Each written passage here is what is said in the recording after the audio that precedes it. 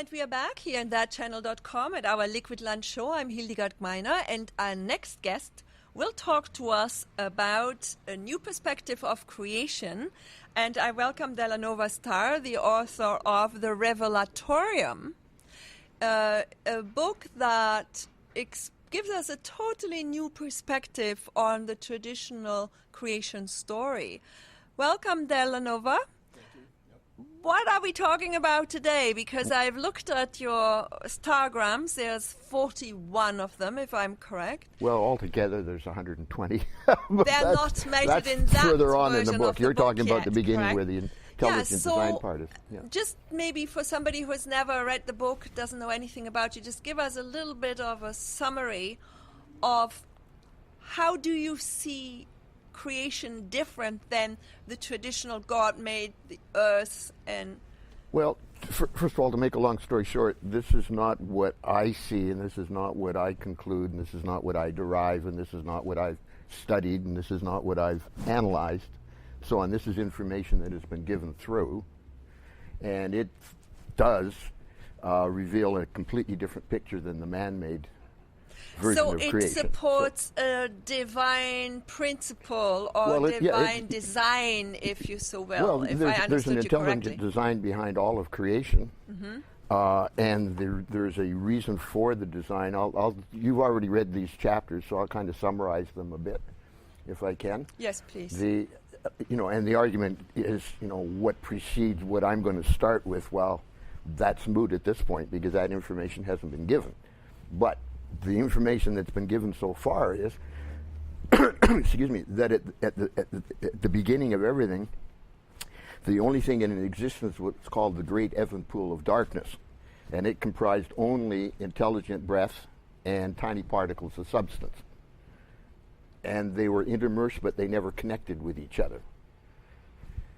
The problem was that the intelligent breaths, or the Great Evan Pool of Darkness per se, with those were falling in frequency. They started off originally at an extremely high frequency, but they were always steadily falling and falling and falling and falling. So eventually they'd reach a point where they'd sigh out of existence altogether because there's no more vibrations, right? So as the vibrations came down, eventually, they started to become more and more complex, intermix, and so on. And out of that mixture eventually came the beginnings of consciousness. After, again, how many eons of eons you want to count doesn't matter. The intelligent breath became conscious of itself. I mean, this is what's been said, told. This is not... became conscious of itself and then eventually identify itself as alpha. Now, I'm using... and the tiny particles collectively became conscious and identified as omega, and then eventually alpha as male, omega as female, alpha as intelligence, female as substance, or omega as substance. Right. Now, alpha and omega are the names given too, because without any doubt in the higher dimensions, the creators who are now alpha and omega at this point would be under different names, but the names were given in the Revelations, actually. At the end of it, I suppose it's to connect to what our consciousness has already been conditioned to accept, right? Sure. It said, I am Alpha and Omega, beginning and never ending. Well, now we're talking about sense. Alpha and Omega, the beginning, at this point. And they became self-aware. Their first discovery of each other in the Evan Pool met their vibrations together for the first time, and when those vibrations meet together, they fuse into what's called light. And that was the first time that happened. Out of the darkness came the light, so to speak. Let there be light, it says in the Bible. Yeah, let there be light. And the thing about light is it's like a Kodak camera. Once it's there, it's outside of the degrading. You can't take the flash back anymore. Well, it's out. It's outside of the degrading system, right. So it's a permanent thing. So they eventually realized that their frequencies were dropping. If they didn't do something, when I say fast, I'm talking about how many eons you want to count. Right. But when they realized that they didn't do something, they were going to pass out of existence completely. So they came up with a plan that in how they could externalize. When I mean externalize, bring out into manifested form their intelligence and their particles of substance, so on, into forms that were created inside the light frequencies that would therefore be everlasting and permanent. So the start of the plan basically was they unified themselves in consciousness, right? And that formed a permanent presence of the light between them, and they formed an arc in consciousness between them to do that by agreeing to be equal, male and female, and I don't care who you are and where you are on the planet. Male and female are completely equal. Men and women are equal in every aspect of everything. It seems always have been. Yeah. Well, yeah, but the man right now, you talk to anybody in the Arab world and their hair will go straight up. Well, it is all because certain way humanity has Well, that's the point, but don't forget, that's all what this is all about now. You know, that whole crap. That old paradigm is crashing by the wayside in the Aquarian age. You got it right. Yeah. So the plan was that they would form a permanent presence of light by unifying themselves in consciousness, by agreeing to be equal, which was done. Then they formulated what was called a family principle. One was the father, the other was the mother, the unified consciousness together, which is a third consciousness. You know, your consciousness, my consciousness together is not the same as you and me by ourselves. Of course. Yeah. So the third consciousness was the only begotten son-daughter. Yeah. Right? And they worked through the polarities of the male and female aspects and so on, you know, bringing them together through the light, again, to create a third attribute, like the attribute of the father's intelligence, of the mother's substance, of the only begotten son-daughter. They gave the attribute of energy. Right. Now, with energy, intelligence, energy, and substance together, you can now create, or they could now create in an outer form, manifestations, you know, that would never degrade. So that's what creation is all about. And it would self-perpetuate, like you're talking about the typical girl meets boy, and they get together, and a child is born, and the cell, when you look at the neutron, the proton, and you have the center of the cell, again, you have the triad all the time. In all of creation, it seems to be there. See, as above, so below, and I mean, that works. I mean, at every level, the Revelatorium probably has 40 as above, so belows. Right. But even as we walk around right now, you know, we have in our consciousness the intelligence factor of the father, the substance factor of the mother, which is the physical body, and we have the energy factor of the only begotten son-daughter, which is the spiritual energy. Right, but we are still out there. We're not in the 3D physicality yet, from what I understand. No, at this point, we're long because we're... Lead us further into the matrix of where we connect with sacred geometry, all right. numerology, well, then etc. let's take it down step by step. Yes, please. They amalgamated their consciousness into a single unity called the Holy Trinity. The Holy Trinity is Father, Mother, Son, Daughter. It's not Father, Son, Holy Ghost. That's what the religions teach you, because they don't know or don't want to know what's up there. So it's Father, Mother, Son, Daughter. Again, as above, so below. That's right.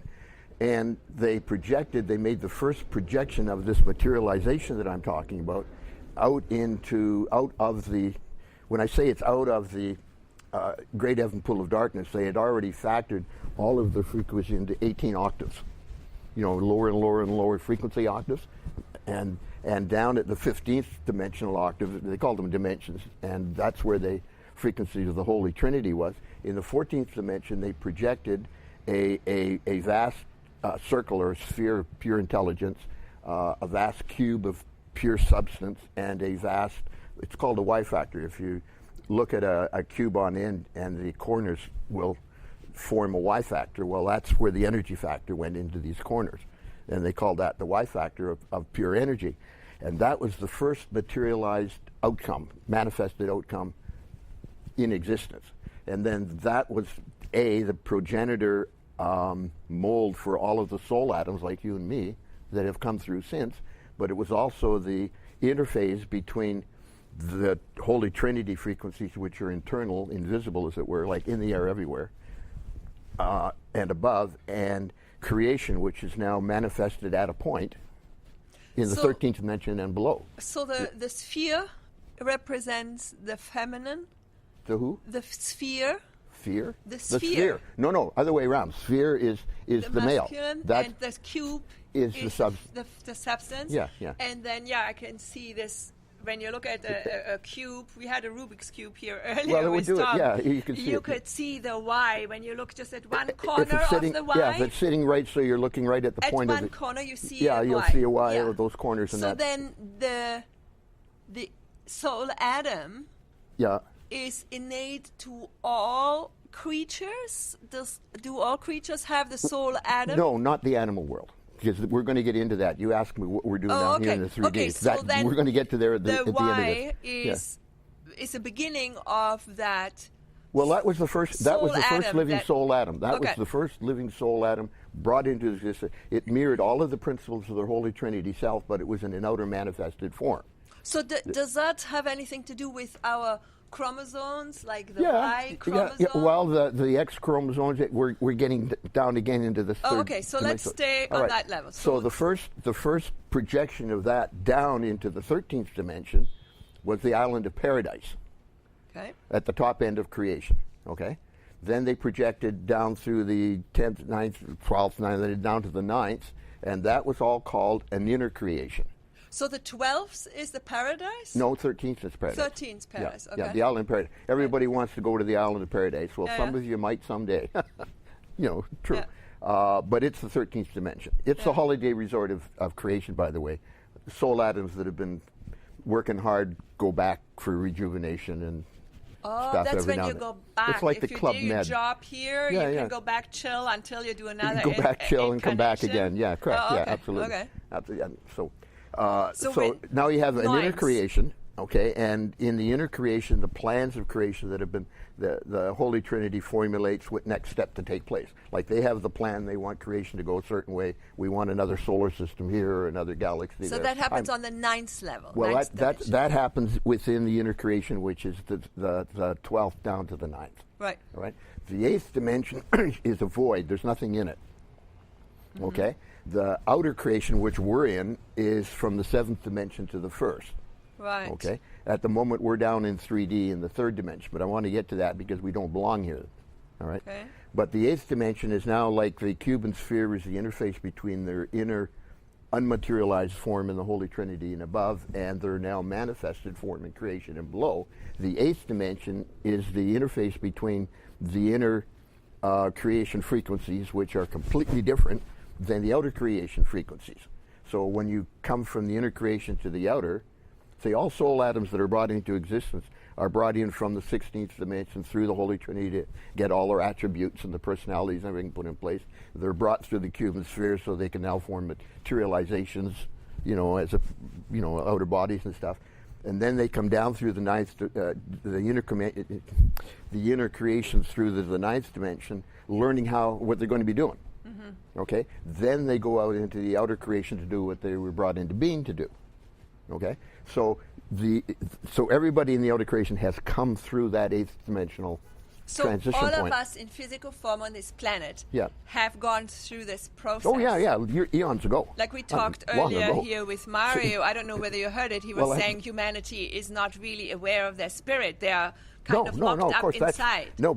this is part to get. Now this will get people like you who are already starting to look at spirit and learning about that aspect. This is to get you up to, a higher notch. Mm-hmm. And then through your consciousness, because it's a mirror principle, people under you that are completely oblivious will start thinking about it. They'll start getting the feelings about it.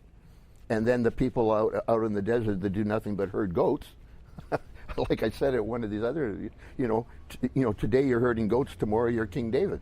Right. See, yeah. So consciousness really grows rapidly. Yeah. Once it starts, once it started, it's like boom. It's like an avalanche. Once it starts, there's no linearity to it. So now we're through the 8th dimension. We're now the 7th dimension is sort of the bottom line of the outer creation. Okay, that's where everybody works with full Christ frequency. Things get done. The 5th dimension, the 6th dimension is a creative frequency. That's where intelligence is passed through and so on. But the 5th dimension is the next octave, where there's populations, and it's the bottom line of creation. That's where there's two types of beings in creation. They're called descendant beings. Man calls them angels, but these are the administrators that look after things. The invisible helpers. Yeah, and then there's the evolutionary or the ascendancy. It's called the ascendancy. These are people that are brought into creation. They start life in the fifth dimension with a full intelligence, substance aspect, but a very diminished, only begotten son, daughter, Christ presence. They learn through experiences, teaching, training, and for a long period of time through the fifth dimension what Christ is all about. Okay, Christ, and then they go up into the seventh dimension. Once they finish that, they go up into the seventh dimension and they learn how to put it into practice. I've got something in my throat here from the air or what. But anyway, then they go back up into the ninth dimension, complete your training back up to the feet of the creators, become trinitized as full Christ triune beings, like the descendancy were from the beginning. And then they come back out as helpers to assist the descendancy. And it evolves again, So the outer creation now doing that so far is 900 trillion light years across. It's not 14 billion, it's 900 trillion. And it's just starting out. Okay, help me out here. 900 trillion across in outer creation. Well, that's in our Earth, because in higher dimensions they don't work with space-time, but nonetheless, it's big. That's what I'm trying to get at. So bigger than we thought our galaxies or universe were. Well, the scientists I need will to tell write you this down. 900 trillion. Trillion I can't light years even across. imagine. Yeah. Light years? Yeah. The scientists say that the universe is 14.5 billion light years across, because that's as far as the telescopes can see. And here's the thing that's remarkable: they do a deep sea scan as far as they can, and all that they see is thousands and thousands and thousands of galaxies in behind. If they went to 16 billion light years out and did a deep sea scan, all they'd see is galaxies after galaxies in behind. I mean, there's 900 trillion. You just lost me. I mean, I'm sorry. Totally not conceivable. I talked scientifically here. You know what I mean? Okay. But let's come back to the ground for a minute. We're not in 3D yet. We are not yet the outer. This is all happening on the fifth level. The fifth dimension is the bottom line of creation. That's where everything should take place. But we are not there. No, I know. This would have to be another interview because it's a big, touchy subject. But 5 billion years ago, there was a perturbation out of the Orion solar sector, and Earth is part of the Orion solar sector. Yeah. The Orion solar sector is part of this local universe of 1,000 galaxies. The universe is divided up into administrative areas. Quadrants. And they're called local universes. So we're in a specific local universe. Orion is the specific solar sector of 1,000 solar systems that we belong to. I talked about the descendancy administrators. Well, the administrator, delahnnovahh-starr-livingstone son, they're called, of solar sector, whose name was Lucifer, came up with an idea that he thought he could bring the evolution down into the third dimension and speed it up. Now, he meant well at the beginning, but not for long, because he was told not to do it. Basically, he was told not to do it because of the energies and the changes that were coming down the road. His ideas would interfere with that and cause problems. Well, he went ahead and did it anyway. When the problems came, I'm just thumbnailing this, but when the problems started occurring, instead of saying, "You're right, I was wrong," he said, "Well, I rebuke all of that. That's all BS. I can call my own shots. I'm a self. And that was the fall of pride." So a fifth dimensional creator labeled Lucifer. Yep. Did his own gig, and it went backwards. It went backwards very fast. And now we are stuck in 3D. So that's exactly what happened. And there wasn't that many. If you take a look at a galaxy, and there's 100 billion stars in a galaxy, and in reality, scientists say maybe there's another planet out there that has life on it, and so on. Every star has a potential of 12 planet family. That's the principle. And every planet eventually evolves itself, like Earth has already started through its evolution. It's going to become a star in 250,000 years from now. That's part of what's going on right now. All these energies that were talked about through the Mayan calendar, that's all part and parcel of that. But at any rate, there's a lot of planets, inside of a galaxy. And the Luciferian rebellion only ever touched 28,000 of them, which is just almost a nominal amount. So 28,000 of them are in 3D, like us? No, only 2,500 1,000 of them went into 3D. Okay. The rest of them had problems in the third and the fourth, not the third, but the fourth and the fifth dimension. But only on 2,500 was there ever a third dimensional precipitation. They're called precipitation, or an evolution life on the third dimension. And Earth is one of them. Now, as far as Earth goes, we're not the worst and we're not the best. In the top, put it the bottom 10%, we're the top at the bottom 10% of how bad things could be, because there are some that are a lot worse. Right. But Earth is the first. Oh, that's good news. Thank you for those encouraging words. Whoa. Yeah, anytime. So we are not really the bottom we're of the not heap. the bottom, we're not the worst, but we're still certainly not the best. Incorrigible. So. Okay. But the big news is, and that's why all of this is going on, that's why this was given, is because Earth is the beta test. It's the first one that's being cleaned up, back up to the fifth dimension in what's called Armageddon. Armageddon is the cleanup of the remnant of the Luciferian rebellion throughout this whole galaxy. It's already well underway. If I may just interrupt you briefly, so is this what you mentioned, the Mayan calendar? Is that what is being hailed as coming out of Pisces, control, domination, and segregation, where we looked outside for answers, and now the Aquarian energy, apparently, it's coming to realizing the Christ within, so to speak. That's absolutely 100%. No, the Christ within is absolutely 100% true. I want to turn that around a wee bit. It's not that we're coming out of the Pisces, it's that we've come into now, and this is the main thrust of the Mayan teaching. We're now into the Aquarian age, and the Aquarian age is two things. The Piscean Christ walked the planet. That was another story. But the Aquarian Christ is the birth of Christ consciousness within everybody. That's already been birthed. It's already been birthed. 2,000 years from now, man will be back in the fifth dimension. Okay. The other thing that happens is during Aquarius, galactic law is brought into the consciousness. So a lot of the stuff that took place during the Mayan from the early 60s through to 2012 were escalations in consciousness, bringing in the original or early elements of what's called galactic law. So this is explaining That's then the hippies, chosen ones, by the way. the Woodstock, where the people were anti-war, they didn't see any sense in the Vietnam War. Sure. Like this was when the consciousness literally was already waking up. The switch was literally the switch was pulled, and I can get this date correct. It was October 10th of 1962 when the first induction hit. Now, almost immediately you had folk singers talking about, consciousness and so on, instead of about poor little old me and life. Buffy Sainte-Marie is what comes to mind, right? And then the next thing you know, there's hippies who are aware of consciousness. Their parents were oblivious to consciousness. The parents of the hippies are basically the last generation.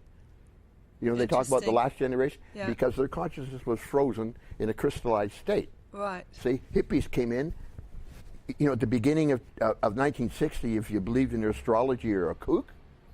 At the end of the 60s, if you didn't, you're a square. I mean, there was a big change. Mm-hmm. What's happening now is the same thing again. The switch was turned on, but now it's into the use of consciousness, not just the awareness of consciousness. So which means we actually have to literally do something about it and change our reality. Yeah, that's right. One person at a time, or is it coming from the collective in? You're at the forefront of the pack. I mean, I've met you, and I'm sure there are people around the planet that have even a more advanced consciousness, but not that many. I mean, you're pretty good. Well, thank you. I feel totally lost looking at your even the man in the street now, there's not that many people. I know a couple that you could talk to, and they would just shut you right off. There's not that many left. At least something is starting to take place in everybody. So what? And it's going to be very rapid. It's going to be very rapid. 5 minutes here, I think, Christopher. Right? 10 minutes. Time goes fast. 5. Okay. It goes fast. I have 7 on my clock here. We'll see how we can negotiate that. However, okay. The bottom line is, let's use this last 6 minutes to explain to people who have never heard about it, who are interested in this discussion, what is it that people can get out of the book, and how is it to be read? Is it like a book where you can just open a page and let the universe guide you? Or? No, you can do that if you want, but you don't get the full understanding. You found that, you did that, and you got something from it. Didn't work for me, and you started from page 1, and it was a whole different story. Yes, and a challenge, I must admit. Well, this is not a book for guys reading in the laundromat. It's not an easy read. But anybody that this is why I'm glad you're here, because I felt it would be really great. Like you're giving a little big picture overview. Two things. First of all, the information as the book sits, it's also on the internet as www.revelatorium.com. It's on Amazon as Revelatorium of Alpha and Omega. You can buy the book. It's also on YouTube under the keyword Revelatorium. There's interviews like this one. Okay. And basically, the book is intended for people that have reached a point of saying, all right, what's going on? What is really happening out there? I mean, if you can ask yourself, if a silver ship actually landed on the front lawn and a guy stepped out, all right, what would he tell you it's like out there rather than what people have speculated on Earth that it's like out there? Because there are tens of thousands of books speculating on what it's like out there. Well, but what would they say? What would they say? That was my question. Well, you're looking at it. I'm not saying that a guy landed on the front and so on, but the same difference. The same difference. This did not come from it's called the Mentallized Illusion. Mankind's entirety of outer consciousness on the planet that exists right now for the last 3.5 million years. We didn't get to that. Why are we on the third dimension? Because the Adamic root race, which was in the fifth dimension, because of the Luciferian influences 3.5 million years ago, fell into the third dimension. So all of the incarnations since have been taking place in the third dimension, and we're now getting kicked back up into the fifth where we belong. So what is your read on the cage has come down? Because there are some people who say Earth was actually put in an energetic grid. Well, like in an energetic cage, so that we could not think beyond our own front nose. No, is there some truth to it? It wasn't that. It's under galactic quarantine. It was put under galactic quarantine 250,000 years ago. And the reason for that is? Well, it's because this is going to be a little bit more than 1 minute, but 250,000 years ago, Caligastia, who was a third or second level Lannodontic sun. I mentioned Lannodontic suns are the administrators of the solar sectors. A second level Lannodontic sun are the administrators of the planets. Okay. Through the fifth dimension. So okay. Caligastia, it's a name some of you will have heard of, was the Lannodontic sun who was the administrator of Earth. Now he never aligned with the Luciferian rebellion, but he didn't rebuke it. He drew, what's his name did 2,000 years ago? Pontius Pilate. He washed his hands kind of thing. Yeah. Well, you can't do that in reality. He didn't take responsibility. No, he just let it ride. He didn't. So which happens in our world all the time. People just close their eyes and let it ride. Caligastia did the same thing with respect to the Luciferian rebellion when they were trying to get things cooked here. Right.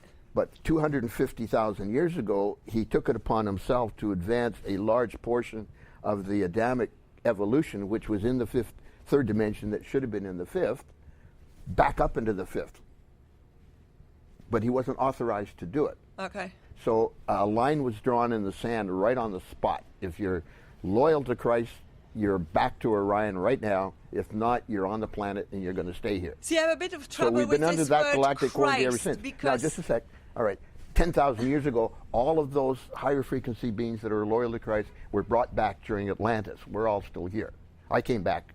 But what do you mean by Christ? Because we are Muslims and Hindus. We are also none of us believe. All of us believe in Christ per se, right? That's right. That's right. And you've got it halfway. The universal consciousness of the only begotten Son, daughter. That consciousness is called Christ. Oh, I see. Christ's consciousness is the expression of the only begotten daughter. We're expressions of the only begotten daughter. Right. Of daughter. We're supposed to be fully Christ triune in our expressions. Some people are pretty good. Most people aren't even close. Great. Jesus, 2,000 years ago, taught and exemplified what a Christ being is like. He exemplified Christ consciousness before the masses. That's what he was here to do. So Plus we other are things. all about here to kind of embody this higher understanding of ourselves that's our and do good? That's our responsibility. We were put here to learn that. We were put here to help the Adamics get back up out of the third dimension into the fifth dimension. So we should be doing it in order to do that. But we got caught up in it too. Wow. Now it's time to pee or get off the pot, because 2,000 years from now, everybody's going to be back in the fifth. And if you didn't get yourself better, you're off to one of the other of those 2,500 planets, and some of them are worse than this one. So you might actually have it worse than you have it now. You might end up being incarnating into a really big shit pot. This is actually a good note to end on. Thank you so very much for this interesting discussion. I'm here with delahnnovahh-starr, who is the author of the book, The-Revelatorium. Very, very super cool discussion. If you are interested, please go to revelatorium.com. Or do people see you on Facebook or Twitter? I've got a presence on Facebook, but I'm not. I'm Homer Simpson about that kind of stuff, so I don't.